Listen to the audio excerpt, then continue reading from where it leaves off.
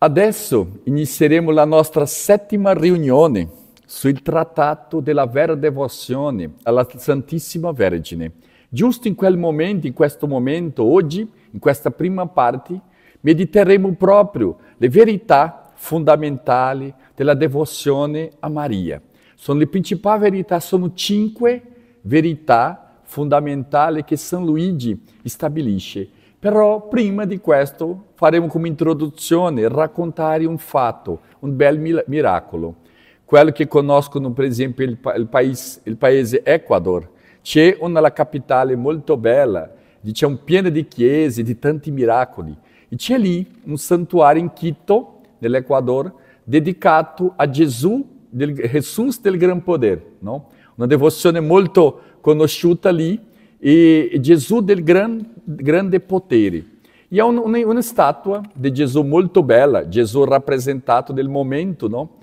Come un re, diciamo, però nel momento, prima del momento che lui è proprio seduto in un trono, Gesù, e diciamo, c'è una tradizione lì, davanti a quella statua, diciamo che Gesù, la persona pregano lì, anche sono tanti di quelli indios, che pregano lì, diciamo, in voce alta. Qualche volta succede molto che tu sei lì, è difficile anche di meditare perché loro parlano direttamente con Gesù. E c'era un fatto che un uomo, diciamo, passava per una situazione molto difficile.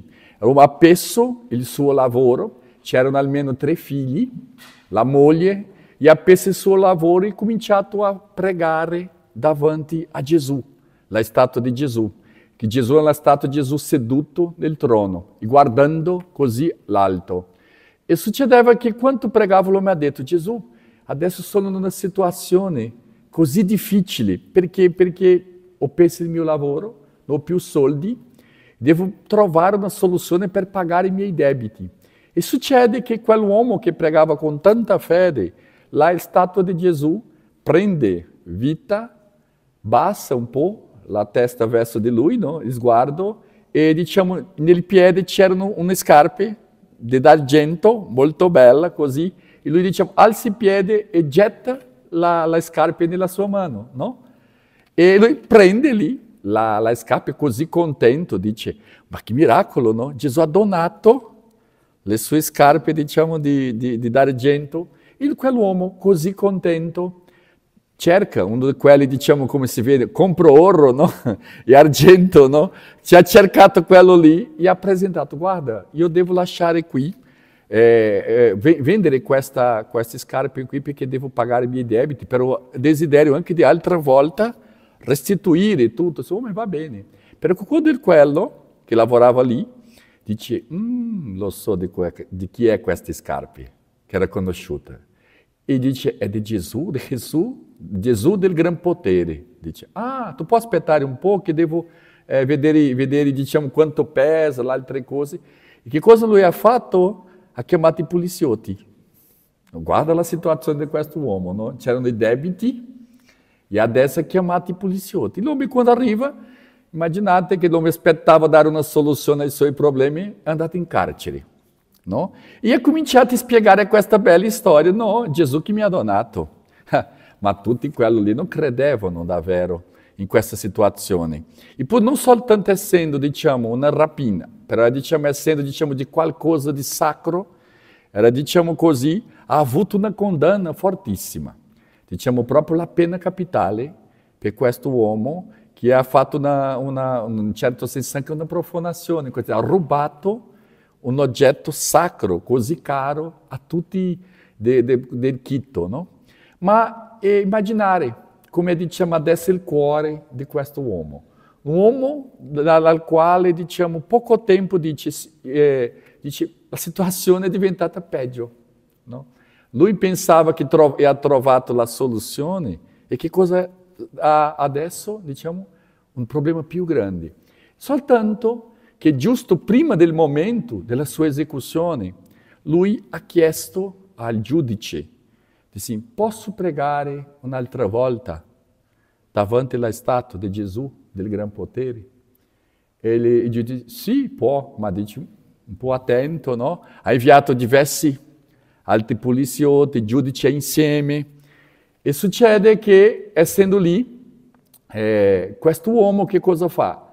Comincia, come ho detto, a pregare a Gesù per in voce alta. Tutti sentivano, Signore, qualche tempo fa sono venuto qui per pregare, per dare una soluzione per la mia situazione, diciamo, di soldi. Ero in debito, senza lavoro, però adesso io ti ho chiesto, tu hai fatto un miracolo, però questo miracolo mi ha messo in difficoltà più grandi, no? Com'è questo, diciamo? Perché adesso non soltanto io, diciamo, ho i debiti, però anche sarò condannato, come diciamo, come un ladro. Il ladro di un oggetto sacro di te, ho rubato te, no? E cominciate a parlare così, in quel momento, davanti a tutti gli altri, che succede? Là è stata un'altra volta che era così, bassa gli occhi e getta le altre scarpe davanti a tutti gli altri e cade nella mano di quell'uomo. E succede che tutti, almeno adesso c'erano almeno 20-30 testimoni di questo miracolo. E alla fine che cosa? Hanno dato a lui un'altra volta, è stato, diciamo, perdonato, perché vedeva che era davvero un miracolo. Diciamo, questo uomo ha trovato un lavoro per questo uomo, scuola per i suoi figli, gli ha dato una soluzione per tutta la sua vita. E succede che anche finora esiste una tradizione che tu porta, diciamo, le scarpe, però adesso di velluto, di tessuto, tu metti lì, passa qualche tempo, tu cambia con quella che c'è. Per esempio, la nostra casa in Brasile c'è una di queste scarpe per simbolizzare questa, la vera fede di ognuno di noi. Perché tra noi, davanti alla preghiera, qualche volta succede questo. Tu chiedi a Dio qualcosa e sembra che, diciamo, Dio fa giusto l'opposto. Invece di dare la soluzione, crea un'altra che tu non c'era. E dici, ma Signore, come questo? No? Diciamo, è giusto, Dio fa questo per provare la nostra fede, per vedere, diciamo, quanto siamo davvero, crediamo, se crediamo davvero in Gesù, crediamo davvero, diciamo, nel potere di Gesù di fare miracoli, perché è giusto questo, credere, diciamo, in quello che si vede non è credere, non esiste fede davanti all'evidenza, è giusto quando, in certo senso, si allontana di quello che abbiamo chiesto, e in generale qualche volta il senso che Dio vada a fare un miracolo più grande.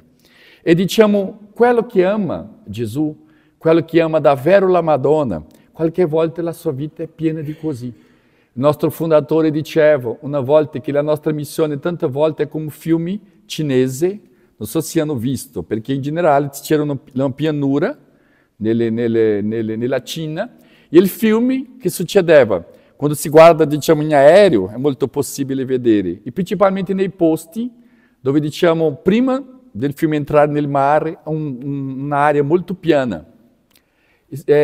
Succede che il fiume sembra avvicinarsi del mare, per qualche volta gira, allontana e va indietro. Dopo gira un'altra volta, sembra che adesso arriva il mare. No, fa così.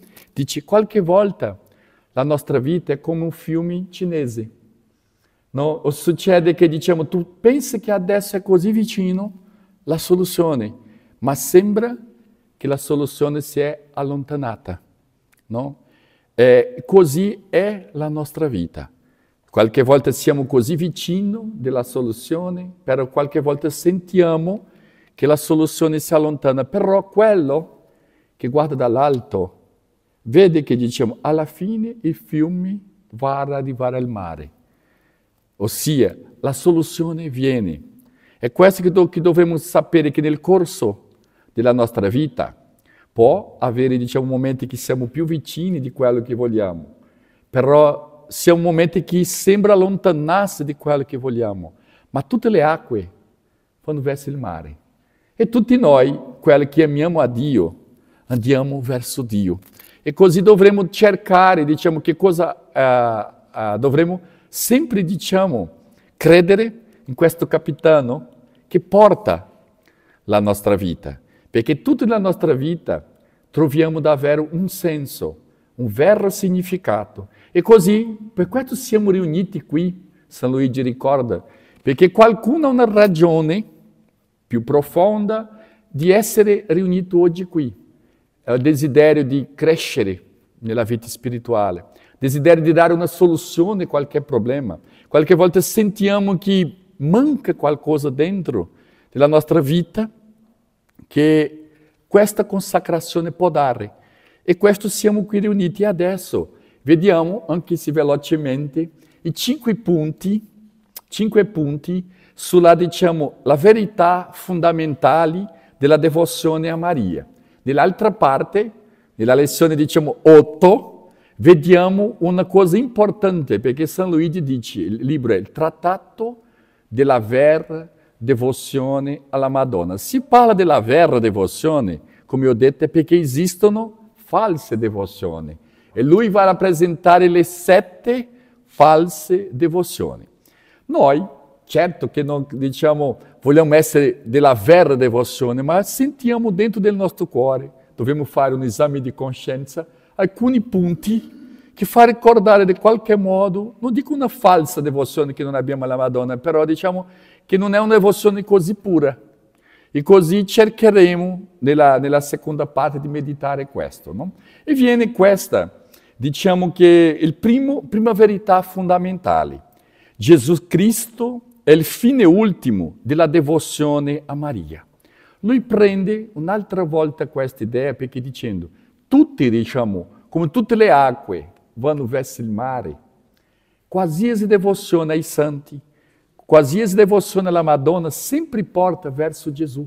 Non esiste un modo di una persona, diciamo, dirigere una preghiera, può essere per Sant'Antonio, San Pio, tanti altri, che questa preghiera non raggiunga anche a Gesù. È questo che lui va a dire così, ricorda dicendo così, Gesù Cristo, nostro Salvatore, vero Dio e vero uomo, deve essere il fine ultimo di tutte le nostre devozioni, altrimenti essi sarebbero false ingannatrici. Ossia, nessuna devozione può bloccare la nostra unione alla Madonna.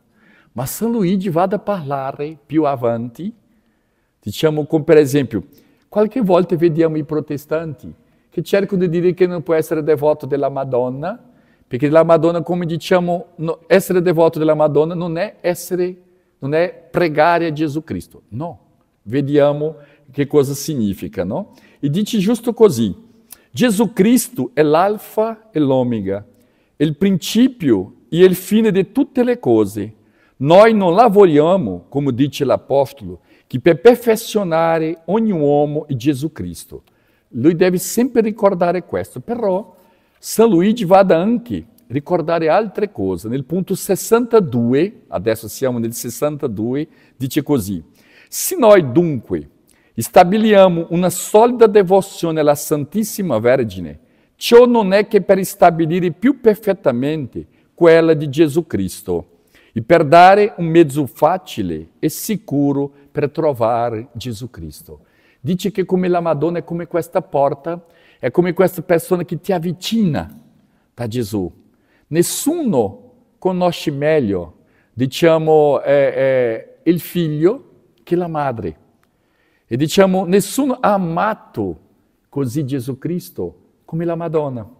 La Madonna, diciamo, è questo capolavoro di Gesù Cristo, così, avvicinarsi alla Madonna, chiedere come posso, diciamo, essere più vicino a Gesù. Questo, diciamo, è il mestiere della Madonna della nostra vita. Approssimarsi, ossia avvicinarsi ognuno di noi di Gesù Cristo. E viene, nel punto 63, lui prende come una forma di preghiera, come un sfogo, possiamo dire così, quello che lui ha sentito, perché San Luigi è stato molto, molto perseguitato. Immaginiamo che San Luigi era stato nominato come, diciamo, un missionario, è proprio stato indicato per il Papa di quell'epoca. In Francia, alla fine, tutti i vescovi sono stati contro lui. contro di lui. Soltanto un vescovo ha accettato alla fine le missioni che San Luigi ha fatto. E sai che San Luigi arrivava a costruire una cosa molto, molto grandiosa. Lui ha fatto lì in Francia come se fosse una via crucis, un calvario, che era tale la quantità di persone che si hanno offerto come volontari per costruire questo calvario che mancava una colle. Ah, sì, manca una colle, facciamo. E alla fine erano 2000 persone hanno cominciato a lavorare per costruire una colle per mettere il Calvario con la statua di Gesù Cristo, qualcosa di bellissimo, una richiesta della Madonna per San Luigi per diffondere la devozione lì. E succede che nel giorno prima dell'inaugurazione il re è invitato a bloccare, a cancellare e a distruggere il Calvario che lui ha costruito. Soltanto per ricordare come diciamo è stata la sua vita.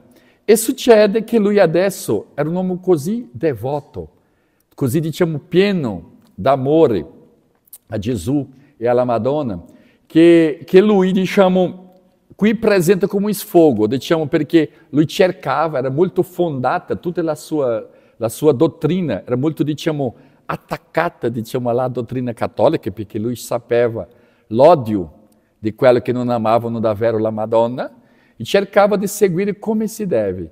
Però lui, San Luigi, dice così nel 63, io mi volgo un istante verso di te, o amabile Gesù, per dolermi amorosamente con la tua divina maestà, perché la maggior parte dei cristiani, compresi i più dotti, non conoscono il vincolo necessario che esiste fra te e la tua Santa Madre.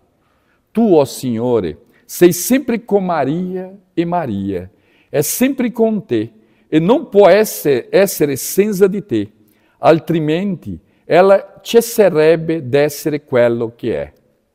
Ela è talmente trasformata in te dalla grazia che non vivi più, non è più tu solo, mio Gesù, vivi e regni in lei, più perfettamente che in tutti gli angeli e i beati. Ah, se si conoscesse la gloria e l'amore che tu ricevi da questa ammirabile creatura, si avrebbero verso di te e verso di lei ben altri sentimenti. Ela è così intimamente unita a te che sarebbe più facile separare la luce dal sole, il calore dal fuoco. Dico di più, sarebbe più facile separare gli angeli e i santi da te che non la Divina Maria, perché ela ti ama più ardentemente e ti glorifica più perfettamente di tutti insieme alle altre creature.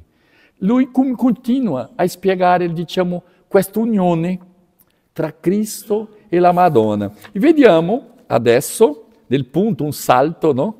Nel punto 68, che è giusto il punto 2. Ho detto che sono 5, diciamo, i punti. Il secondo dice, apparteniamo a Gesù Cristo e a Maria.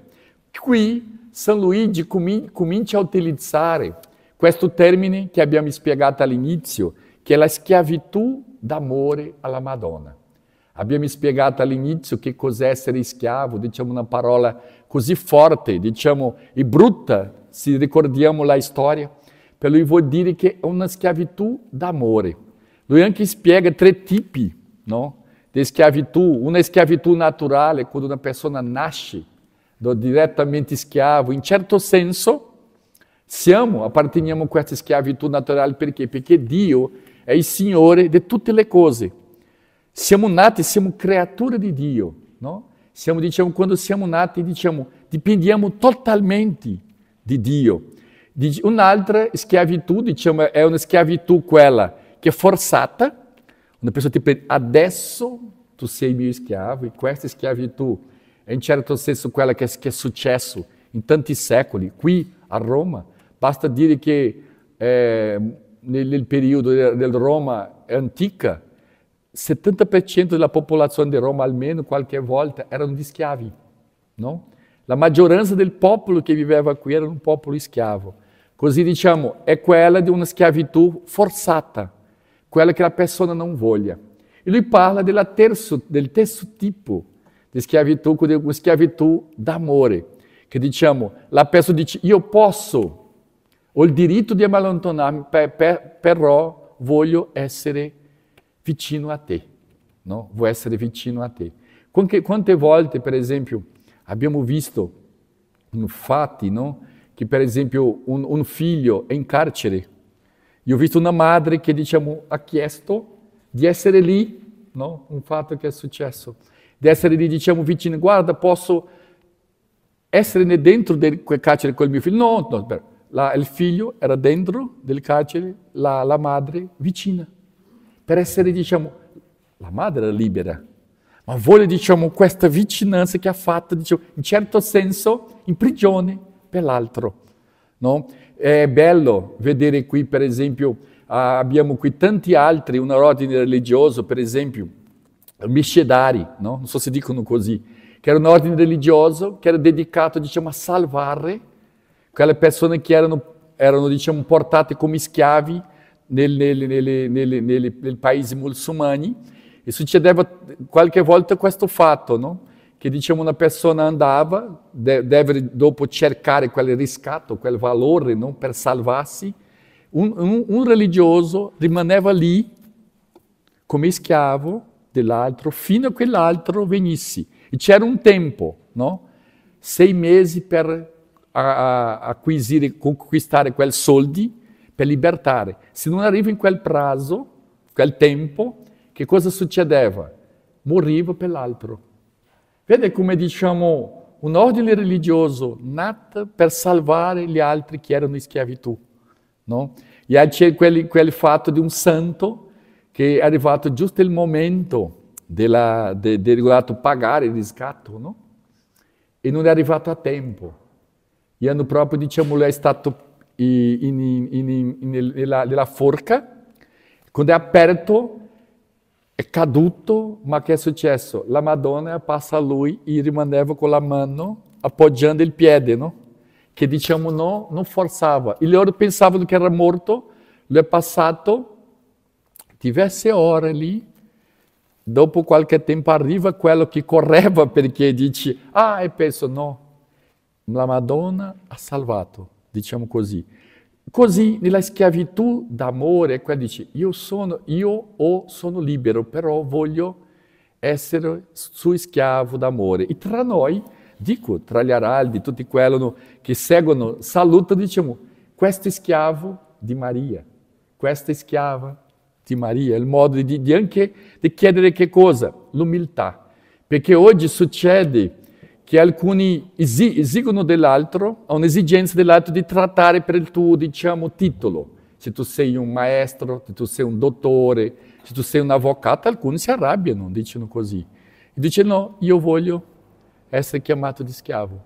Diciamo che è il titolo più bello, perché non dipende di quello che io sono, dipende di quello che sono legato, no? Quello che sono legato. Bene, apparteniamo a Gesù Cristo e a Maria. Il terzo punto che vediamo è un altro salto, no? Dobbiamo lasciare le nostre cattive tendenze.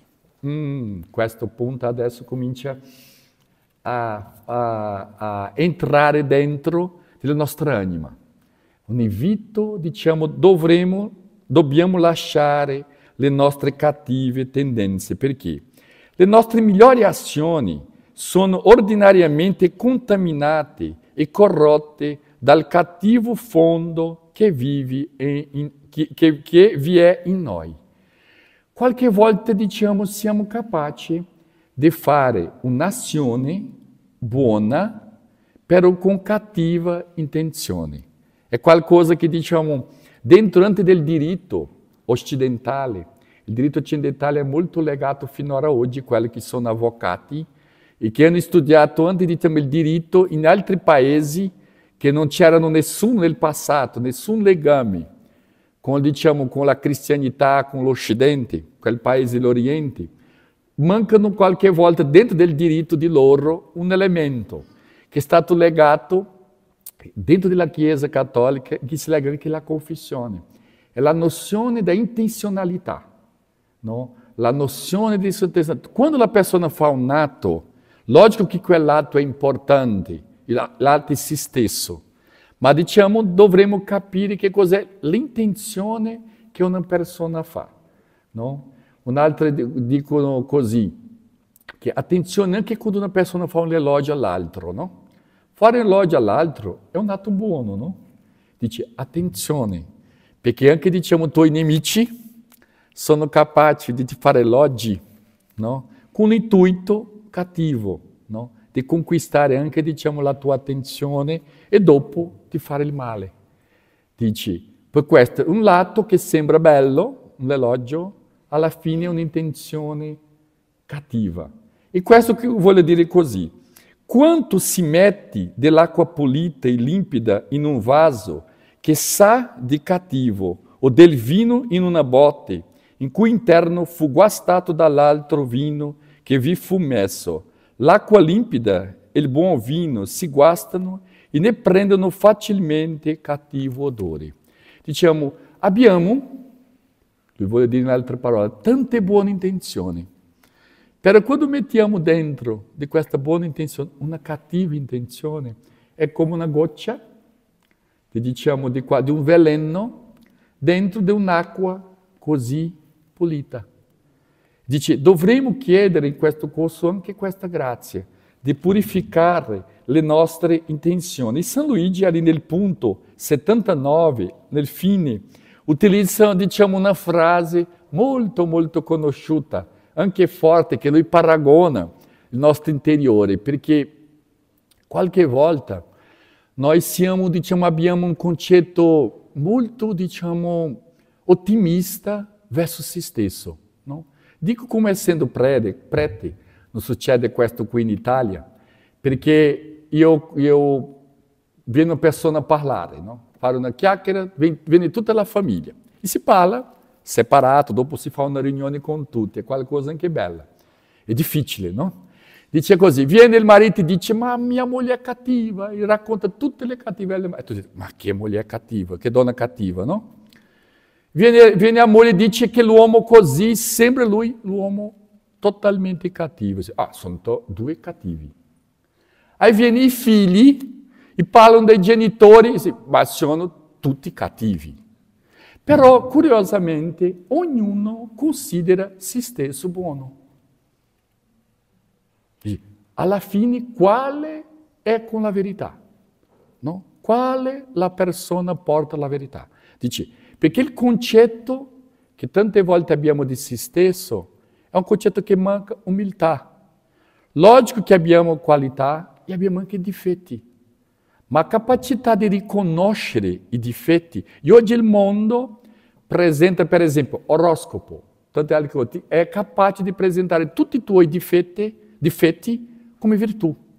Tu sei una persona, come si dice così, di una posizione forte. Tu sei sopportabile, all'altro modo.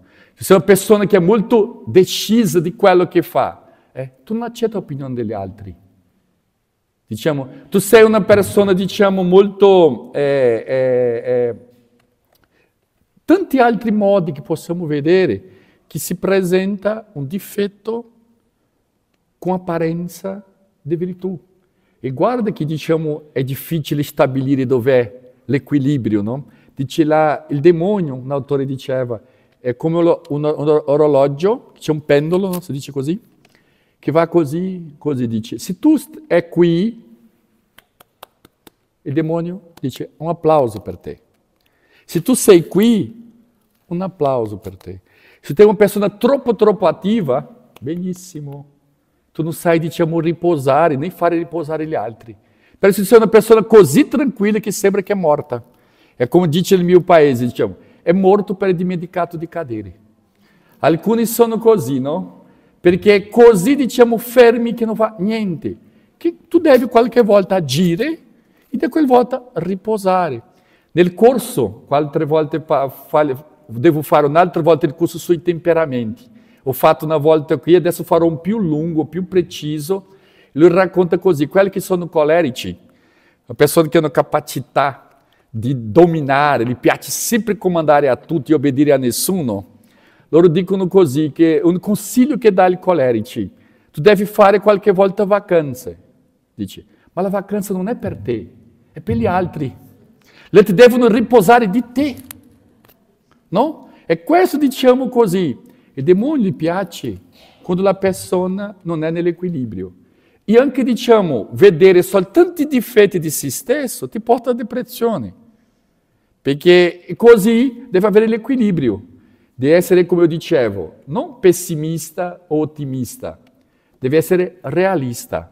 È quella frase, per esempio, che il pessimista dice, e l'ottimista dice, che vede tutto con gioia, dice, apri la finestra la mattina e dici, guarda che giorno bello. Ottimista, no? E il pessimista aspetta, il pomeriggio per vedere, no? Perché dopo vede la pioggia, no? Dice, quando vedi il giorno bello al mattino, alla notte, diciamo, al pomeriggio, diciamo, alla sera piove. Soffri in anticipo di quello che va a succedere. Sbagliato è duro. Dobbiamo rallegrarsi con la gioia del mattino bello, pieno di sole, per saper essere preparato per la pioggia che può venire, no? E questo che deve essere. E dopo viene questa frase qui, nel punto finale del 78, che dice così. Guarda com'è la visione di San Luigi che diciamo è forte. Noi siamo, diciamo, per natura più orgogliosi dei pavoni, no? Che apri, no? E così alcuni, no? Sembrano come pavoni, no? Che sfilano davanti agli altri in tutti i momenti, diciamo. Più attaccati alla terra dei rospi, no? Che salta, però viene per la terra. Salta, viene alla terra. Siamo attaccati alla terra. Noi dobbiamo essere come un'aquila che vola verso il cielo per, diciamo, il nostro salto di rospi, no? E dice così, più brutti dei capri. E qualche volta le capre diventano più carine che molti, eh? E dice così, però qualche volta quando guardo una capra e gli altri, però, più brutti dei capri, più invidiosi dei serpenti. L'invidia, un altro tema che dobbiamo vedere perché tutte le radici di questi difetti si incontrano in ognuno di noi. È facile vedere negli altri, no? Per noi è difficile. Anche parla che una persona accetta qualche volta e dice io sono orgoglioso, però dice io sono invidioso, difficilmente la persona accetta. Vede tutte le invidie nell'altro, per in se stesso no. E dice più voraci dei porci. Mangia. Qualche cosa così, vivi per mangiare e mangia per vivere, no? Dice così, più rabbiosi delle tigri. Io dico che qualcuno cammina, non sono così rabbiosi che camminano, sembra che non ha l'ombra, perché l'ombra è spaventata di lui e è sfuggita, perché ha litigato anche l'ombra, no? Dice così, più infigardi delle tartarughe. Così lento.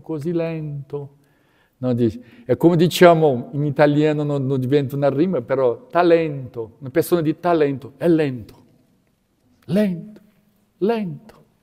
Lento, attenzione per quelli che sono lenti, per fare qualcosa per l'altro, ma per se stesso una velocità e esige dall'altro la velocità. È questo che diciamo quando vediamo nella Madonna, che diciamo l'angelo appare la Madonna, tranquilla, tutto, e dice la sua cugina Elisabetta è incinta. Maria partì appressatamente, in fretta. Perché? Perché per l'altro.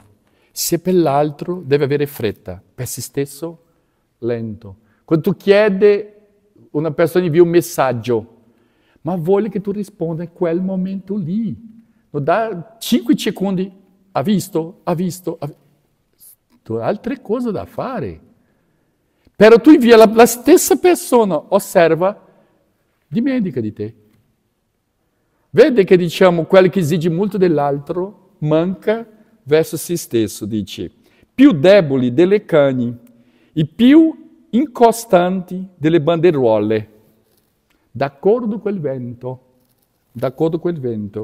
Noi abbiamo nel fondo dell'anima che il niente è del peccato e non meritiamo che l'ira di Dio e l'inferno eterno. Forte, no? Perché come merito, San Tommaso d'Aquino diceva una parola forte, diceva proprio così, lui diceva che un peccato veniale sarebbe sufficiente per una persona andare verso l'inferno, dal punto di vista della giustizia, perché diciamo qualsiasi mancanza a un essere eterno, verso Dio, anche diciamo, lui spiega dal punto di vista giuridico, no?